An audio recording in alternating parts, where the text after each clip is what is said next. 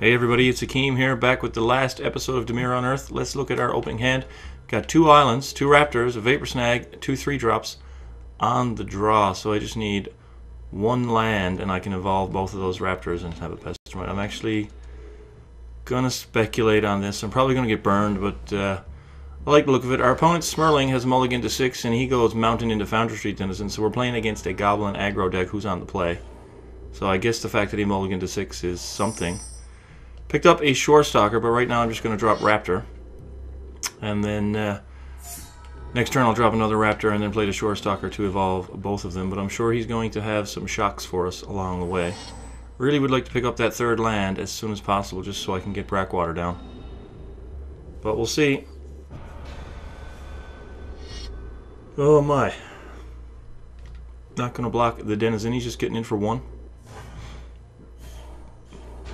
And he passes his turn, so I don't know if he's got a shock up here now.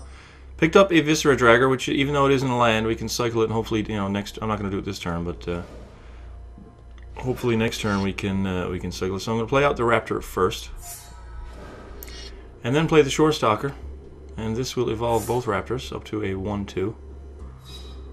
So I'll get to swing for 1 this turn, and I'll have the 1/2 blocker for his what's it called over there? Foundry Street Denizen. Just a 1/1 Goblin. When a red creature enters the battlefield, it gets buffed up. So if he, if he plays a Krankos command, it becomes a 3/1. Anytime a Goblin Rabblemaster spits out a token, he becomes a 2/1. So he's a good start for this deck, but he needs to hit a 2nd land. I think the mulligan hit him pretty hard, and he's coming into my 1/2 here. I'm gonna block it.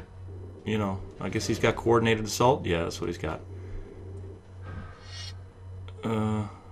What's he do? Oh, he doesn't have to target 2 creatures, but he did. Which is fine, I got him to spend the assault, I'm cool with that. I'm fine with that. So hopefully we pick up an untapped land. This is good. So let's just drop the Brackwater Elemental right into play here. Evolve the Raptor. And swing for 3. So I guess I kind of got lucky here with the fact that I played playing against a mono red deck who's playing Goblins, and he was on the play. Started with the turn 1 Denizen, but he hasn't got a 2nd land drop, nor does he have any other turn 1 plays. So, and we've got 7 power on the board with him on 16 life, so he's on the back foot here. But he's hit a 2nd land, so I imagine he's going to have a bunch of stuff he can cast with 2 mana. Krankos command being like, oh, he's playing Kiln Fiend, which is not what I expected. So now he's got a 2/1. If he swings at me, I'm not going to block, because Brackwater will get sacrificed if it blocks. So I'm just going to swing at him with it instead, and then I'm going to hold open the Pestimite and the Vapor Snag, I think. And that way, if he goes crazy with the Killing Fiend, I can tap it down or bounce it or something like that. So he's coming in for 2 here. Yeah, I'm not going to block, especially since I'm on 19. If my life total were lower, I would certainly think about it, but not right now. So picked up a Dimir Guildgate, which I'll just drop into play, and for now, I'm just going to swing with the team since we have the Pestimite. And this will get us in for 7. I doubt he's going to block the Brackwater. Highly doubt it. But you never know, I suppose. So he's going down to 9. We're on 17. And I absolutely love Pestimite. Absolutely love it.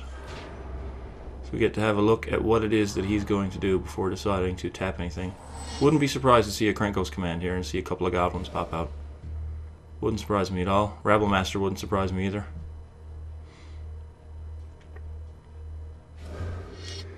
So here's the Krankos command, and so now he's got 4 power on his Killing Fiend, and he's going to add 2 power to his Foundry Street Denizen. So let's see if he's got another spell. No, he's going to combat, so I'm going to flash in the Pestimite here. And rather than tap the Killing Fiend, he's having a look. Rather than tap the Killing Fiend, since he already played his land this turn, I'm going to untap my land and then Vapor Snag it so he can't recast it. Do I want to use this ability? Yes, I do. Untap the land, and then we will Vapor Snag the Fiend. So that means he can't recast it until next turn, and he can't start swinging with it until the turn after that. So right now he's on 8. not going to block the Denizen because I'm still on 17. So it looks like I'm going to be swinging. I'm swinging for 5 here that he can't block. So unearthing this means he has to sacrifice a Goblin. He has to block or he'll die. And it evolves the Cloudfin Raptor. So we're getting in for 6 here. Take him down to 2. Presuming that he blocks, maybe he just concedes the game and doesn't block, I don't know, but he has to block that Brackwater if he wants to have another turn.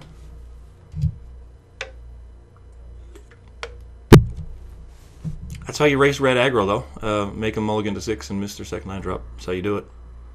It's all skill, baby. All skill. There you go. Finally. It's not that hard to figure out. I don't know. It's taking so long. You can't block the other guys. You're going to 2. So there it is. Okay, and we've still got the cycling up here to draw a card. And we've got 6 evasive power. With our opponent on 2 life, we're on 14, so we're in no danger of getting killed here. He's on 4 mana. Probably going to get replaced by AI. It's my hunch. That is my gut feeling.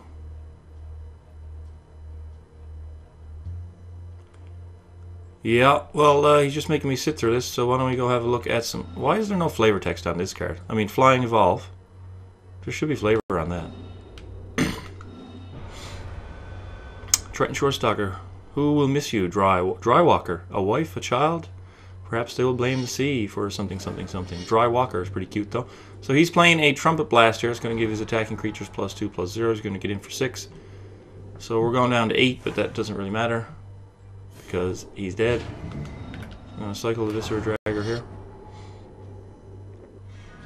Pick up another Viscera Dragger. And there's no need to unearth here. You know, he could have a shock, so I am going to swing with everything. I'm not going to just send the Pestermite at him for stall points because he could just shock me, and that would be bad. So there we go. He's watching damage effects, which is something that should be off by default as far as I'm concerned. I don't even know why they're in the game. They're pretty fucking annoying if you ask me. That's just my opinion. Maybe some people like it. Maybe some people don't know that they're optional. So let's go and custom match. See if we can find another person. Nobody in custom that we can join. So let's sit here in the lobby. Well, I have a... Oh, we found someone pretty quickly. I was going to say I'm going to grab a drink here.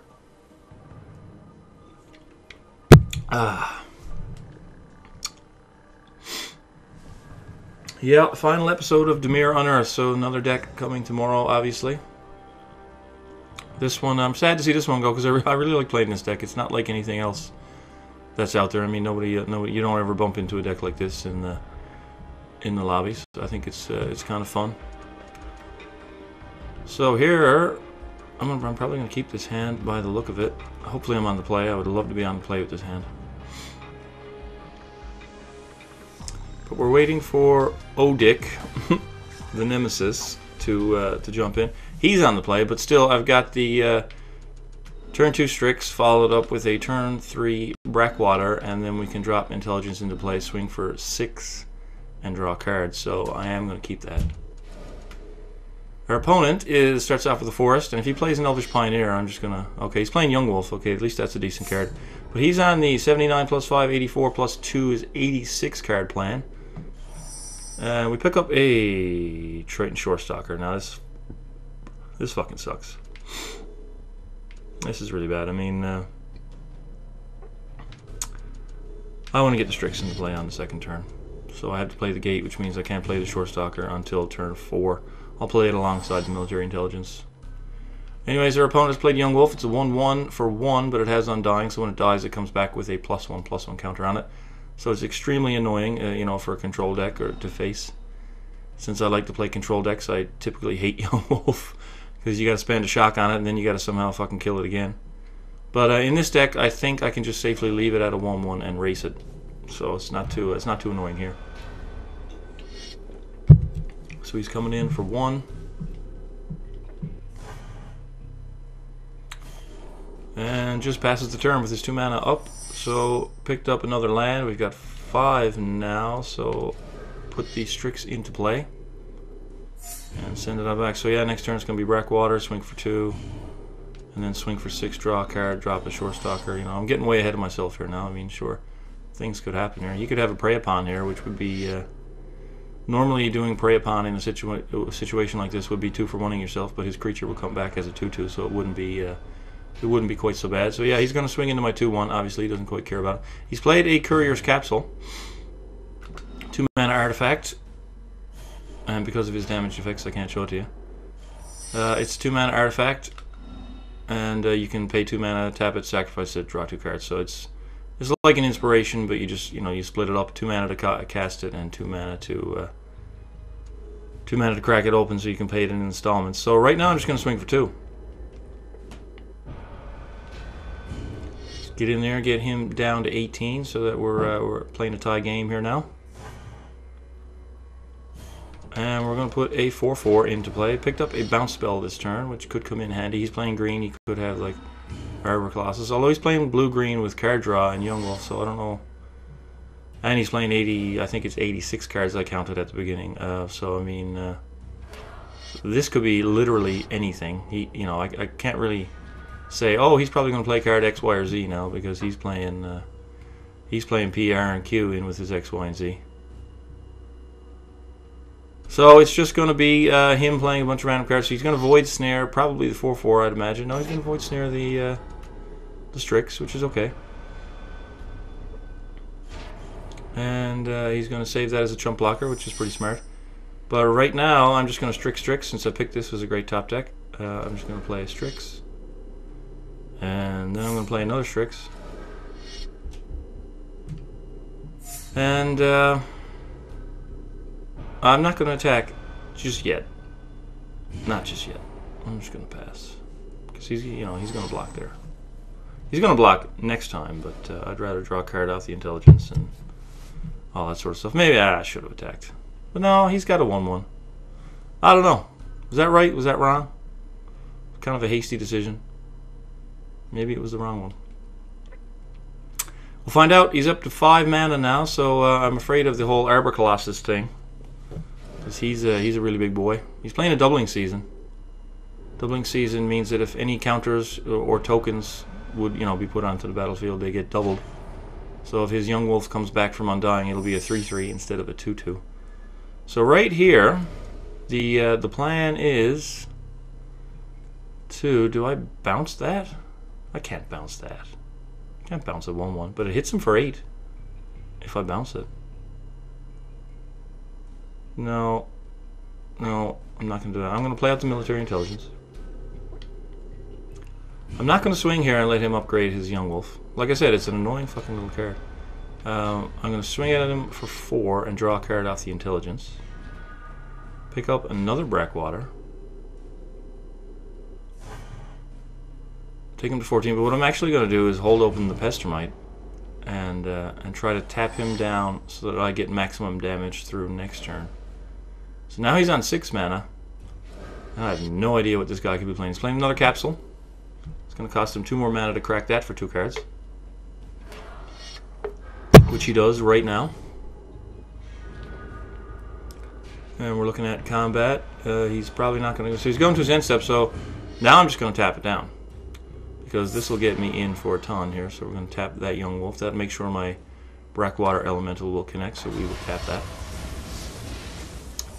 And then we will swing for 10, I think it is. And draw a card. So this is and we got 3 Shore Stalkers in hand. There's no mass removal in the colors that he's playing, so I think I might just drop all 3 of these. There's no real way that I can get punished for that. So let's play Shore Stalker. And another one. And another one. And we'll hold up the Voyage's End. So we've got a lot of unblockable damage on the battlefield right now. Breakwater goes away because of his delayed triggered ability. And our opponent's on 4 with a Young Wolf in play. So interesting 86 card deck. Draws cards, plays Young Wolf, plays Triton Shore Stalker. Not the strongest deck in the world. I don't know how many games he wins with it. But, you know, what are you going to do? So he's just coming at me here. We're still on 18. I guess we just swing with everything. He could have a fog. He could have a fog, so I'll just bring 3 guys. I mean, I'm sure that's going to do the job. Sure, that'll do it. Alright, so there's another one. I guess we're only at the 15-minute mark. I can squeeze in another game. Should be able to find another one. Get this, hopefully, every time it seems I've played a bunch of episodes lately where I get 2 wins in a row and then I come up against a token deck in the 3rd game. So let's find out if that trend continues, if I can win 2 games in pretty easy fashion, and then, you know, run into Young Paramaster, Brimaz, Selesnya Evangel, Beastmaster Ascension, Triplicate Spirits, all those fun cards that this deck absolutely loves to bump into. Wow, there's a lot of people creating games today. And we're looking at that guy. DJ has just began. His grammar lessons obviously have just began. But anyways, doesn't seem like he's too interested in starting the game either. No, I guess the game has just not began. Let's dip in here and let's try to find somebody else. We went from 6 down to 2. That one's no longer available. Let's try this guy. 14. Let's see if you know how to start the match. Alright, now here we are going into game 3, the final game of the final episode. And I hope I don't see Triplicate Spirits. Another, you know, there's another card that really fucking hoses this deck, and that's Cunning Spark Mage. Cunning Spark Mage wrecks the shit out of this deck. It's actually a real strong card in the metagame at this point in time, and you know, if you're playing red, probably should be playing it. So here we have 3 mana on the play with Raptor into Shorestalker to evolve it and a couple of bounce spells. So, I mean, it's not a whole lot of pressure. It'll only be 2 power, but it's good enough, I think to keep, because we got the Raptor and the short, you know, to turn 1 Raptor, and so we got the Flyer, the unblockable guy. We've got a little bit of bounce to stall if we flood out or whatnot. So yeah, I think it's keepable. If we don't draw into another threat, or if our opponent is playing red and shocks everything we play, then we could be in a little bit of trouble. So 14, of course, he's played a mountain. And we pick up another land, so right now I'm just going to Shorestalker to evolve.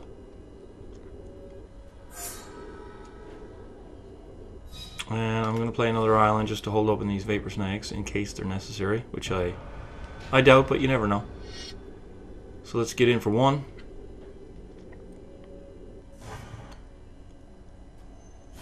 And I guess he doesn't have shock. Okay, that's a good sign. See if he's playing mono red or if he's got another color in there. He is playing Crinkle's Command, so he's playing the Goblins. So we've bumped into 2 of those decks here now. The first guy mulliganed and kind of did nothing for the first couple of turns. This guy's got a turn 2 command, and we kept a hand with only 2 power, and we've drawn 2 land off the top. So, you know, the prospects of racing here don't look quite as strong. Gonna need to draw into something to evolve that Raptor out of shock range and apply the pressure. Let's see if we see a Rabble Master coming down. It's just a raid bombardment, so in response, actually, I'm going to Vapor Snag one of his guys. That'll hit him for a point to life loss, and he'll only be able to trigger his bombardment once. I only did that because I got 2 snags. So, yeah, so Vapor Bombardment triggers, he deals 1, and then he swings and deals 1. So Bombardment says that whenever a creature you control with power 2 or less attacks, I don't know why I even bothered to do that. Yeah, whenever a creature you control with power 2 or less attacks, it deals 1 damage to the defending player. So that's a little bit annoying. So I'm actually going to hard cast a Viscera Dragger here as a 3/3 blocker. It's going to evolve the Raptor, and I'm going to swing for 3. And take him down to 13 while we're on 18, and if he decides to trigger that raid bombardment, then we can kill his Goblin. And the Cloud from Raptor is now out of shock range, thank the Lord. It's nice to have that up there, but we're down to 2 cards in hand. I'd really like to pick up a Bident or a Military Intelligence now and start the restocking process. He's got another raid bombardment, which is not that strong given his board, but he's put a Furor of the Bitten, so it gives it +2/+2 and must attack. So that's a little bit of a non-bow there. He doesn't trigger his raid bombardments because his creature now has 3 power. and I just get to kill it. So now he has 2 raid bombardments and no creatures. So yeah, raid bombardment plus Furor of the Bitten, little bit of a non-bow. So I think right here, first thing we do is unearth this, because that'll evolve our Cloudron Raptor up to a 3/4. And we get to swing for 7, bring him to 6. Here we go. This deck is actually somewhat decent against the red decks that aren't built properly. You know, or just don't keep the right hands. It can deal a lot of damage fairly quickly. So he's on 6 life. We have 2 Shore Stalkers and a 3 Power Flyer, so that's 5, and his Vapor Snag is worth a point of life loss. So if he plays a creature and doesn't kill one of ours, then we can just kill him. So we'll see if that happens. I mean, if he's played 5 mana, if he taps out for a Stormbreath Dragon, he's just dead. No, so I'm just going to drop the Military Intelligence into play, swing for 5, and draw a card. See if he's got any removal from my little dudes. No removal, we pick up land and get him down to 1. All I need to do now is watch him play a creature and I can Vapor Snag him for the victory. Let's see if we can pull off a dramatic style point victory in the final episode, final game of Dimir Unearth. Come on, do play a creature so I can kill you with Vapor Snag. Come on, man. Come on, picked up another Raptor, no good at this point. I'm just going to jam the X button because it's easier. Draw a card because, well, Military Intelligence says I have to. It's a bit too late for that. And we hit him for 5. Beat 2 mono red aggro decks. One of them gets to 6 land with 2 raid bombardments. Plays Furor of the Bitten. The other guy mulligan. So I you know, the first guy probably had a decent deck, but he just you know, just got screwed by the RNG, which happens. And in the middle game, well, we had the 86 card guy. You know, what can you do? Those guys are out there. You bump into them from time to time. So I hope you enjoyed Dimir Unearth. I will be back for you know, another deck tech and some gameplay tomorrow. Thanks for watching, and we'll see you then.